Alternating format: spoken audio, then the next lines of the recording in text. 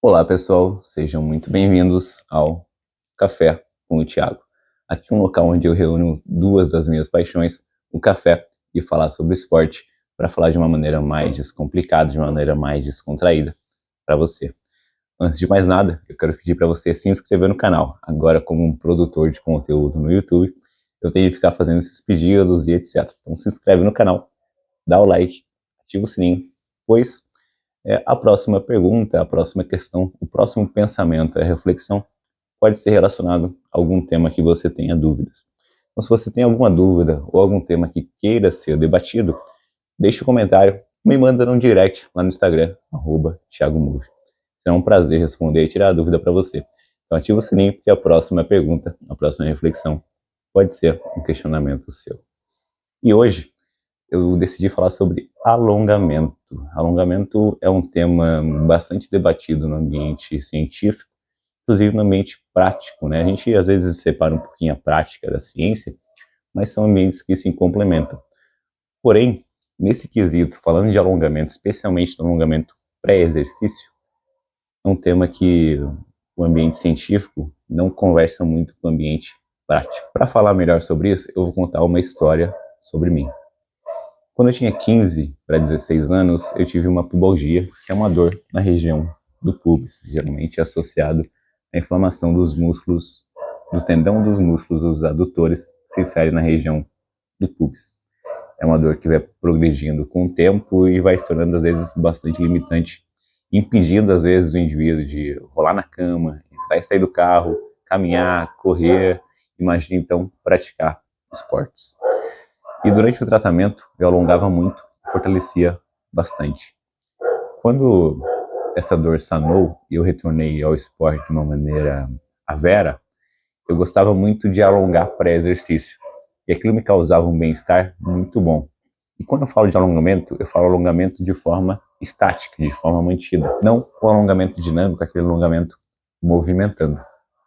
E o que acontece? Eu me sentia muito bem, sentia que soltava o meu quadril e que ali, a partir dali, eu estava pronto para a atividade, pronto para correr, para chutar, para saltar, para me movimentar, para fazer todas as demandas que o esporte que eu praticava exigiam. Porém, com o passar do tempo e com o aumento de artigos científicos relacionados ao tema, alongamento e exercício, começou-se a perceber o quê?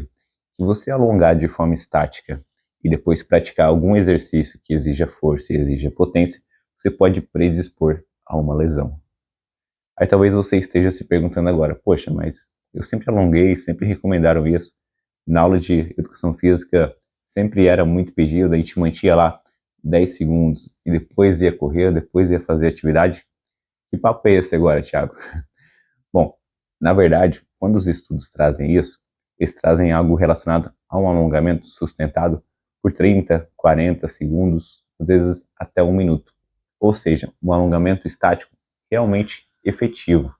Aquilo que você fazia na educação física, aquilo que, inclusive, eu fazia para exercício, era um alongamento que não chegava a gerar adaptações de flexibilidade, não chegava a gerar adaptações relacionadas ao ganho de amplitude de movimento. Causava muito mais uma sensação de bem-estar e de estar pronto para a próxima atividade. Além disso, muito provavelmente você não faz só o alongamento estático, você faz a associação desse alongamento estático com o alongamento dinâmico ou alongamento balístico, você vai encontrar na literatura também. O alongamento balístico nada mais é do que um alongamento dinâmico feito de uma forma mais rápida. Nessa época, depois de ter a pubalgia, quando eu ia praticar o exercício, eu fazia muitas vezes a associação dos dois. Só que assim como você na educação física, eu não fazia um treino de alongamento antes do treino de força, ou do treino de potência, ou do treino de futebol, que era o esporte que eu praticava. Eu fazia um alongamento como uma forma de me manter mais livre, ter uma amplitude de movimento que me sentisse melhor. E aí, quando um cliente, quando um atleta, quando um praticante de qualquer atividade, e aqui vai até uma crítica para os meus colegas, quando um cliente, esse indivíduo, praticante de atividade física, fala para o meu colega que, poxa, eu alongo antes de fazer o exercício, ele já olha, não, você não pode alongar, você não pode, você tem que fazer mobilidade, você tem que fazer alongamento dinâmico. Eu olho assim, cara, você já viu ele alongando? muito provavelmente é um alongamento bem migué. Vai ter uma ação muito mais dinâmica do que uma ação estática. Esse cara segura 5, 10, 15 segundos, faz alguma mobilidade e vai fazer o exercício. Muito provavelmente ele não fica segurando 1 minuto na posição, fazendo treino de flexibilidade, para depois fazer o treinamento de força ou corrida, ou seja lá qual o esporte que ele pratica. Então, quando a gente ouve isso de um cliente, de um paciente, de um atleta, a gente precisa ter um bom senso e entender melhor como é essa atividade. Por isso que o ambiente clínico ele precisa estar integrado com o ambiente prático, com o ambiente onde realmente as coisas acontecem. É por isso que eu gosto de colegas que praticam exercício físico, né? Tem aquilo que na Cintalab chamam de skin the game, de praticar aquilo que você prega. Por isso que eu gosto de fazer treinamentos que eu prescrevo para os meus atletas, seja atletas da clínica, seja até atletas de prevenção, seja atleta de consultoria online. Inclusive, os vídeos de consultoria online são vídeos meus fazendo exercício, quando eu envio para os atletas. Porque realmente eu gosto de entender o que ele vai fazer. E olha, preciso pelo menos executar bem o exercício para ele entender, né? Então, quando esse cara alonga antes do exercício, muito provavelmente ele não está fazendo um treino de flexibilidade. Ele está fazendo uma leve soltura, vai associar com alongamento dinâmico e vai fazer o exercício. Então para de demonizar um pouco esse alongamento estático pré-exercício. Entenda melhor como que ele faz para realmente poder falar se deve fazer ou não. Porque qual que é o sentido do alongamento estático pré-exercício diminuir a força? Quando a gente alonga e realmente faz um treino de flexibilidade, é como se mandasse uma mensagem para o nosso cérebro: ó, esse músculo precisa relaxar, não é para produzir força agora.